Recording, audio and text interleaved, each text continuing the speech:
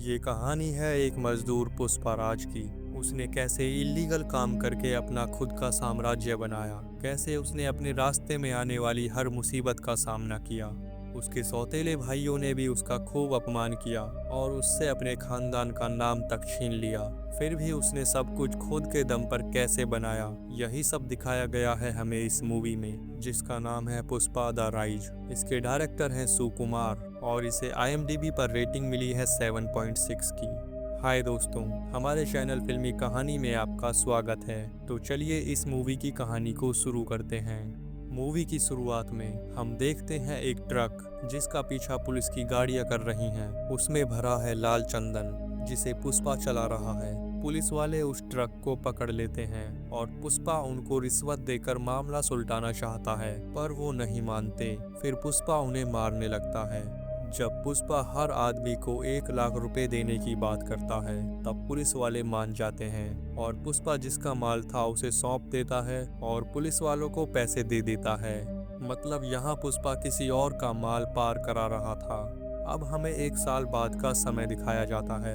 यहाँ पुष्पा एक मिल में काम करता है। जब इस मिल का मालिक आता है तो पुष्पा अपने पैर पर पैर रखकर बैठा था, जिसकी वजह से उसका मालिक भड़क जाता है। पर पुष्पा खुद को बदलने से मना कर देता है और अपना हिसाब करके वहां से चल देता है। वहां से एक केशव नाम का मजदूर भी उसके पीछे चल देता है, क्योंकि पुष्पा की बातों ने केशव का दिल जीत लिया था। फिर अगले दिन पुष्पा अपने घर पर सो रहा था, तभी उसके घर पर कर्जा मांगने कर्जदार आता है। वो पुष्पा की माँ की बेइज्जती भी करता है और उसकी माँ को ये सब भी बता देता है कि उसने काम छोड़ दिया है।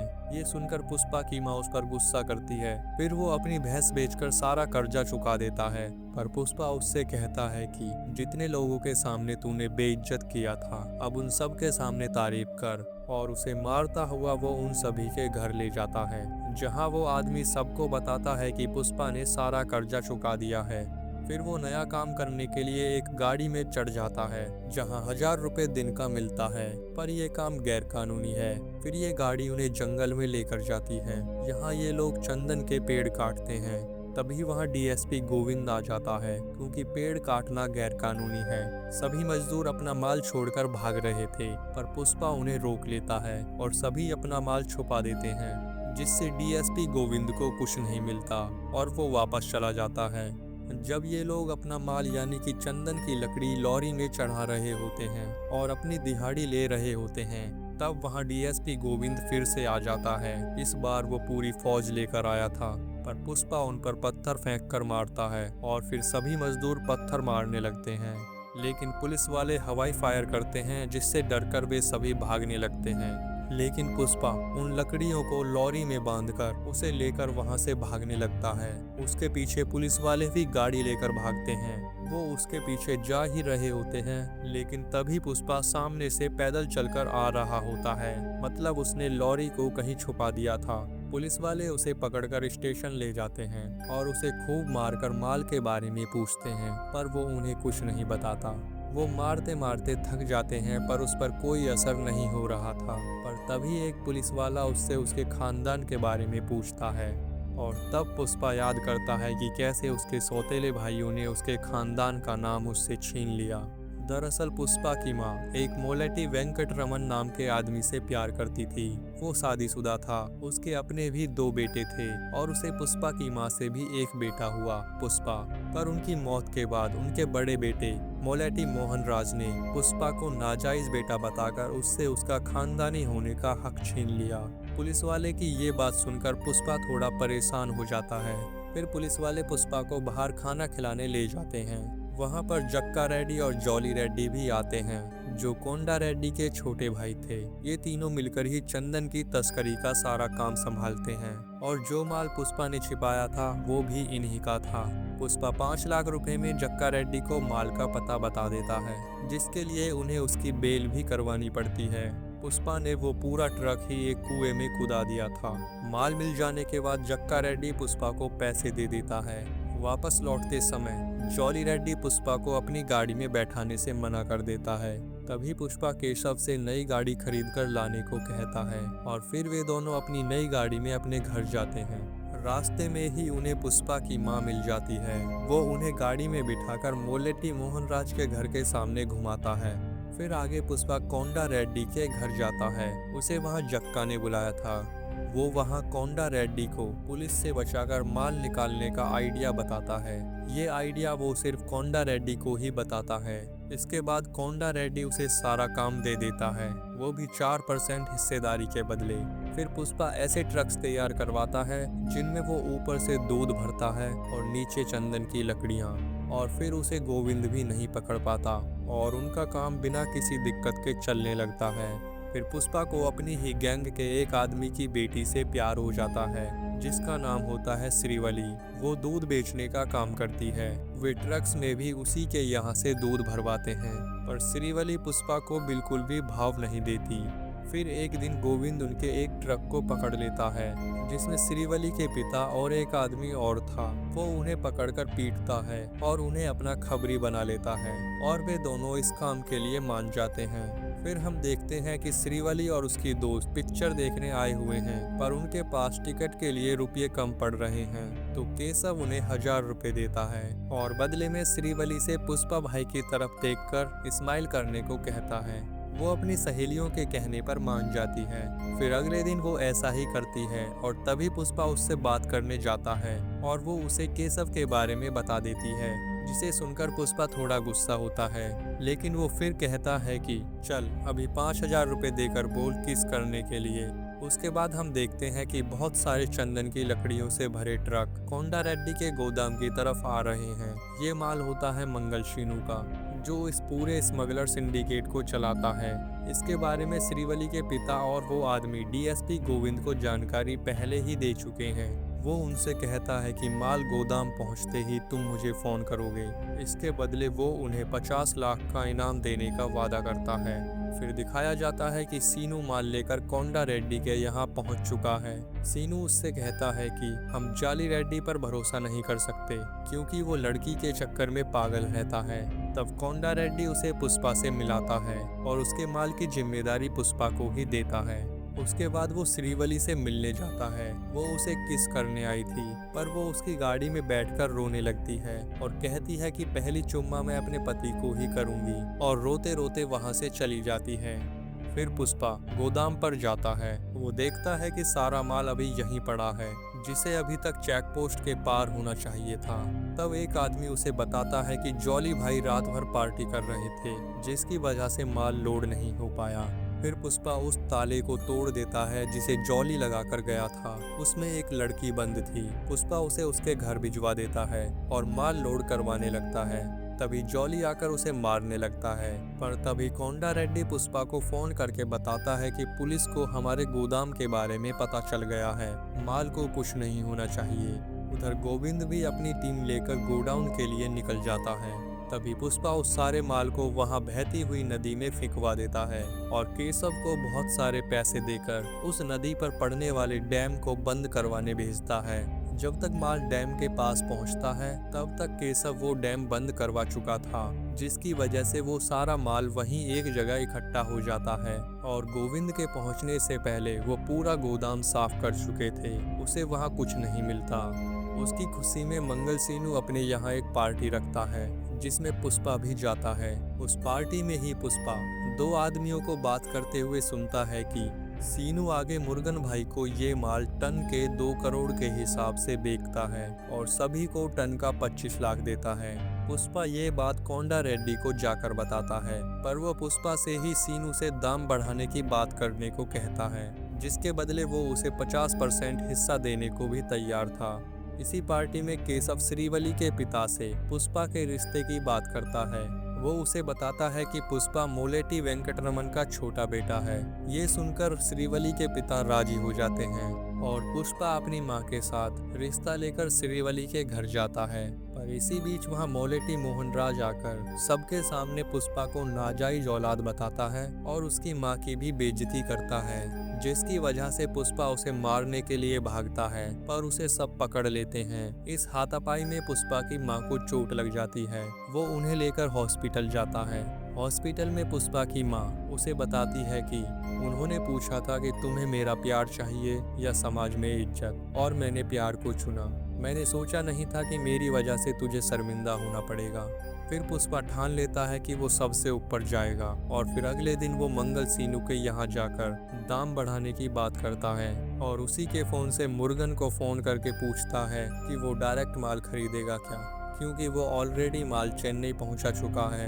यहाँ सीनू के लोग उस पर हमला करते हैं, पर वो उनकी धुलाई करके वहाँ से चला जाता है। वहाँ से जाने के बाद वो सीधा जाता है मुर्गन के पास। पहले तो मुर्गन उससे मिलने से मना करता है, फिर पुष्पा उसे एक चंदन की लकड़ी का टुकड़ा भिजवाता है, जिसे देखकर मुर्गन भागा भागा मिलने आता है, क्योंकि वो बहुत ही अच्छे क्वालिटी का चंदन था, जिसे पुष्पा ने जंगल में और भी गहराई से काटा था। पुष्पा मुर्गन से बताता है कि मैं 5 ट्रक भरकर माल लाया हूँ। मुर्गन उससे कहता है कि मैं मंगल सीनू से भाव फिक्स करता हूँ, तू निकल। पर पुष्पा उससे डायरेक्ट डील करने को बोलता है, लेकिन मुर्गन नहीं मानता जब तक पुष्पा उसे कोंडा रेड्डी का नाम नहीं बताता। फिर वो कोंडा रेड्डी से फोन पर बात करता है, तो कोंडा रेड्डी भी उस पर गुस्सा करता है कि तू बिना पूछे मुर्गन के पास क्यों गया।